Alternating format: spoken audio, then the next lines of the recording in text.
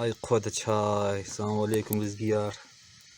Çölde çiğdadi çay kun içinse lezzet var ya.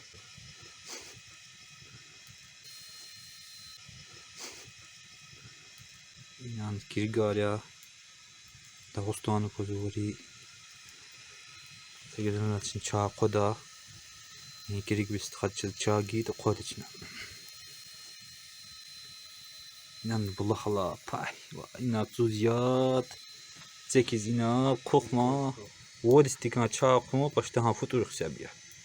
Uf.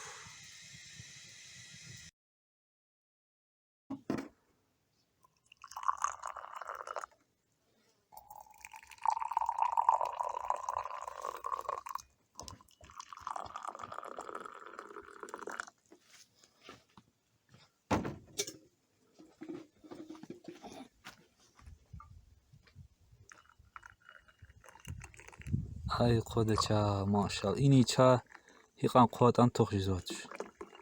Kestik, kediz.